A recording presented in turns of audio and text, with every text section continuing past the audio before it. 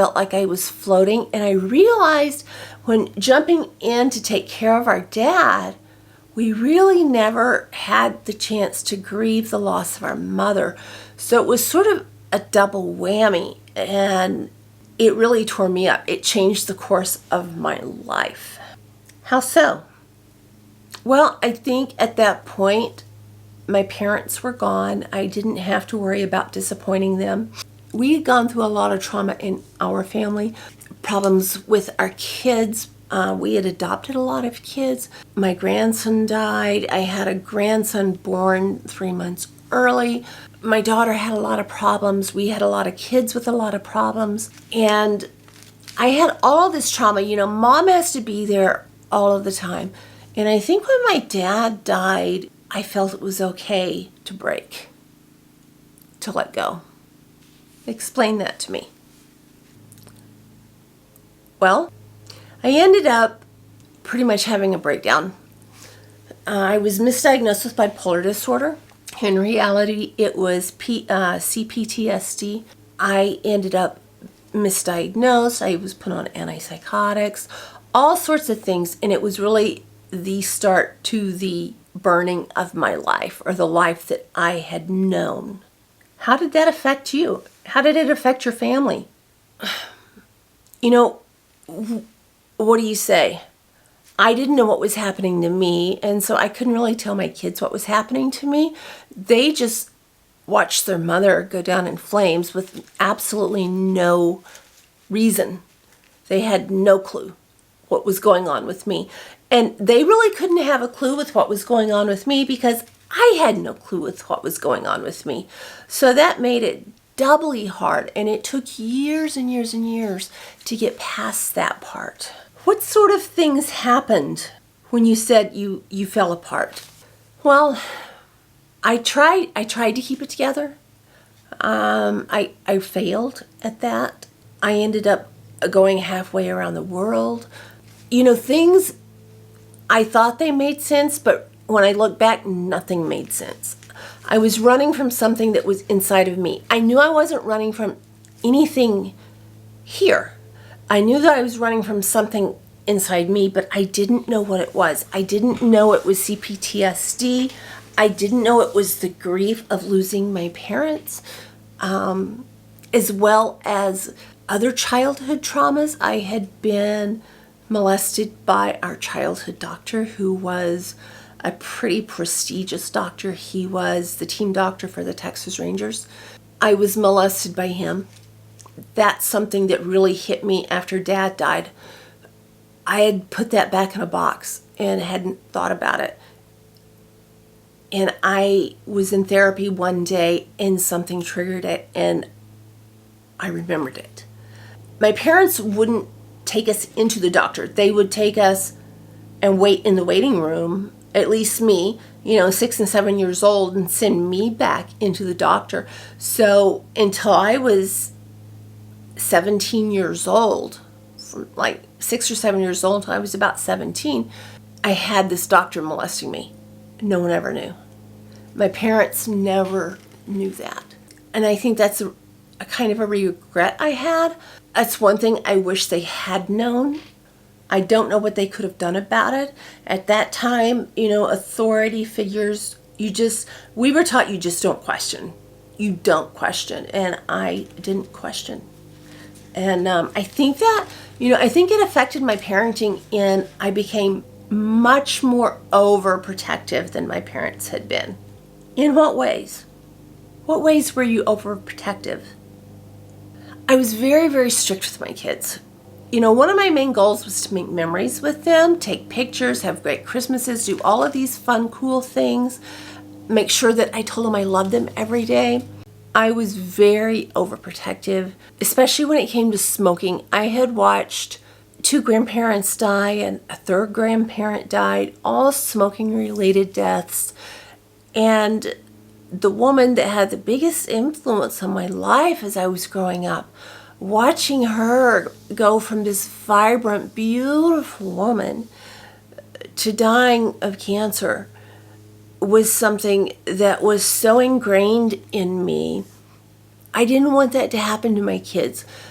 What did you do that you think was overboard? No parent would want that for their child. I think I was too much on it.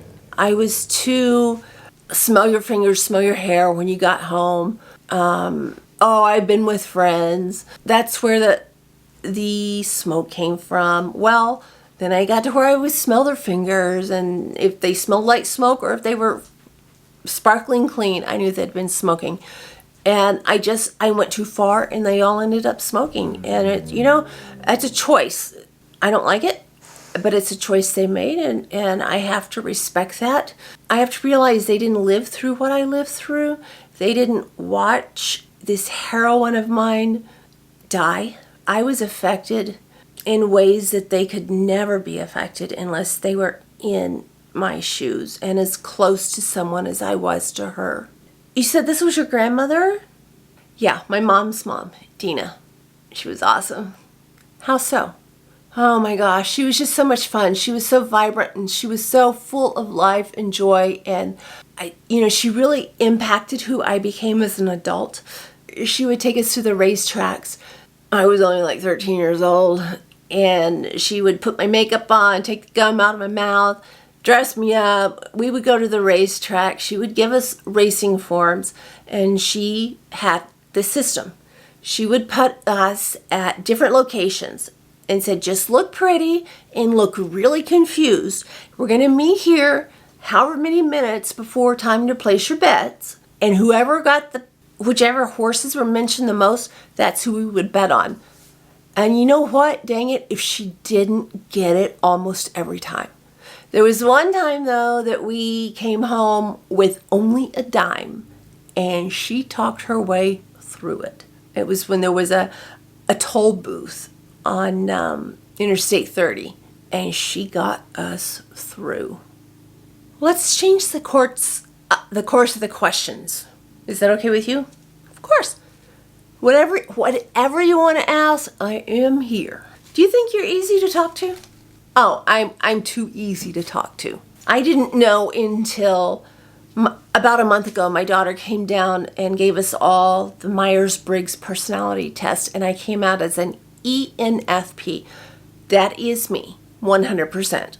And it really validated a lot of parts of my personality that I had been taught were wrong for so many years. What do you mean wrong? Like talking to people, being too friendly. It was seen as flirty. I was too overt. But in reality, I just love people. I love them. I love what I can learn from them. I find them fascinating. So yeah, easy to talk to. Yeah, I think so. Teri, what fictional character do you identify with and why? That's easy. Vienne in Chocolat. Roaming, feeling the gypsy soul, the gypsy spirit, the free soul, the traveling, there's just something about her that when I saw that movie, I identified with. And another fictional character was Jenny from Forrest Gump. That hit me really hard. Why did you identify with Jenny? I think mostly because I really didn't feel like I had a place that I fit. I felt like the odd one out most of my life. I always had a longing for connection that was never filled. And I just, for some reason, when I saw that movie the first time, it was very, very difficult for me to watch. I just felt like Jenny. Where did you get your adventurous spirit? I think that's another way that I identify with Vienne and with Jenny is the adventure that I saw in them, just to go, just to have fun. And I think I got that from my grandmother. I watched her do so much as I was growing up. I watched her taking all these incredible dance lessons. I watched her meeting wonderful people, having fun, laughing, living the life she wanted to live. And I wanted to be like her. And I think she really, really influenced me. One of my aunts is a lot like her. We just would have so much fun. And it's never left me. I mean, I feel like she's a part of me. What did you admire about her besides her adventure? That she was always pulled together.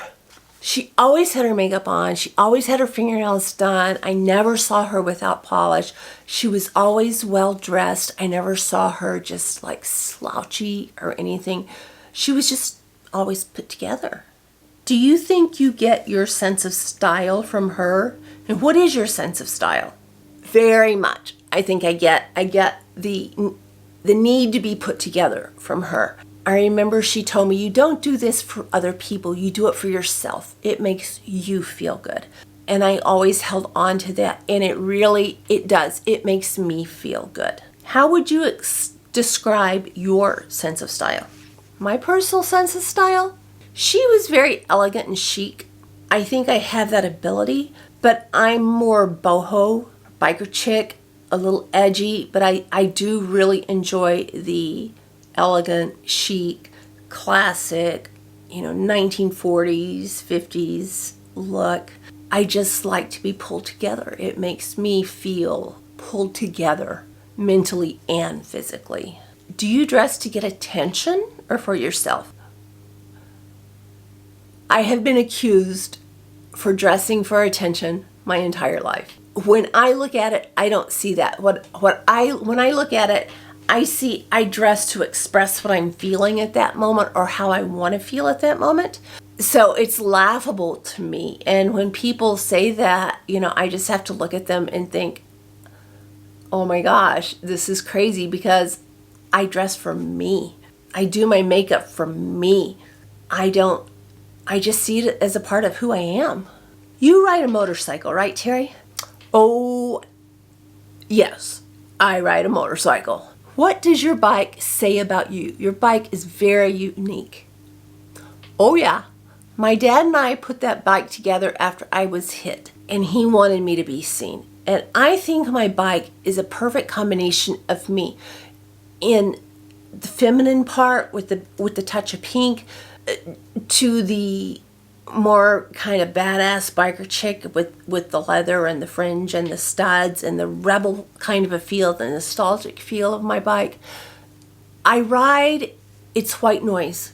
I don't have anyone calling me. The phone's not ringing. There's not a baby crying. I'm free. I'm alone with my thoughts. And that's something that I really never experienced before I started riding. And it's such a huge part of my life. It's absolutely one of my greatest passions. Car or bike? Which do you prefer and why?